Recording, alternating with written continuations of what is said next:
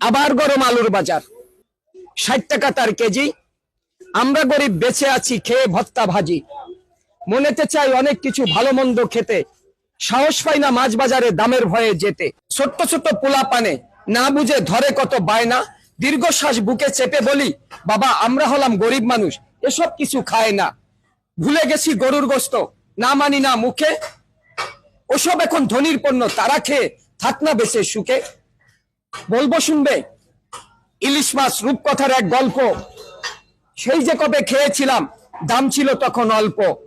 এসব কথা বলতে গেলে কষ্টের নাই শেষ, সিন্ডিকেটের কবলে এখন গোটা বাংলাদেশ। প্রিয় দেশবাসী, প্রিয় বন্ধুরা আমার, সিন্ডিকেট সিন্ডিকেট সিন্ডিকেট এই কথাটা আমরা আর শুনতে চাই না। আমরা চাই এর প্রতিকার।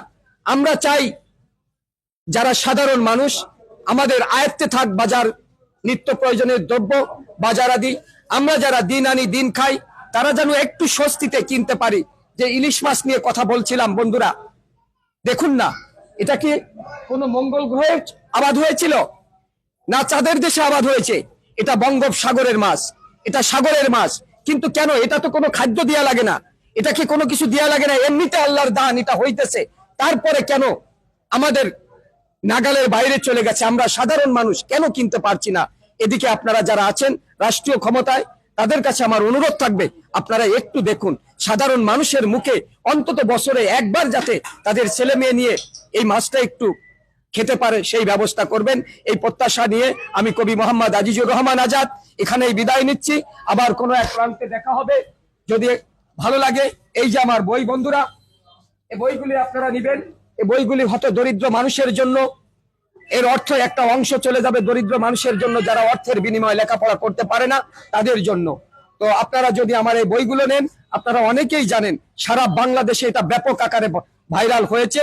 আর আমার বইগুলো নিতে হলে আমার সাথে যোগাযোগ করবেন, আমি আপনাদের কোরিয়ার সার্ভিসে বইটা পাঠিয়ে দিব। আমার ফোন নাম্বার দিয়ে দিচ্ছি, আমার ফোন নাম্বার 01949549456। সবাই ভালো থাকবেন, এই আশা প্রত্যাশা নিয়ে আমি কবি মোহাম্মদ আজিজুর রহমান বিদায় নিচ্ছি। আসসালামু আলাইকুম ওয়া রাহমাতুল্লাহ। ভাইরাল কবি আজিজুর রহমান আজাদ, তার কথা এবং তার কবিতা গরিবের আর্তনাদ।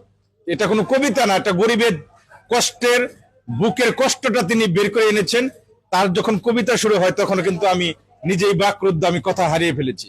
কবির ভাষায় কবিতার সাথে কবির কথার সাথে মিল রেখে বলতে চাই, দ্রব্যমূল্য বাড়ছে, অনেক বাড়ছে, আরো বাড়বে, কিন্তু মানুষ মারার যেন এমন পর্যায়ে না যায় যেটা এই যে ইলিশ মাছ, শুধু কবি কেন, আমরা তো মধ্যবিত্ত যারা আছি আমরাই তো ইলিশ মাছ বছরে 2-1 বার খেতে পারি না। কথা হলো ইলিশ মাছ, গরুর মাংস, যে সমস্ত দামি জিনিসগুলো, এগুলো যেন একটু দ্রব্যমূল্য গুণা গরিবের মধ্যবিত্তের হাতের নাগালে থাকে, সেই প্রত্যাশা রাখছি। ভালো থাকবেন সবাই, আসসালামু আলাইকুম।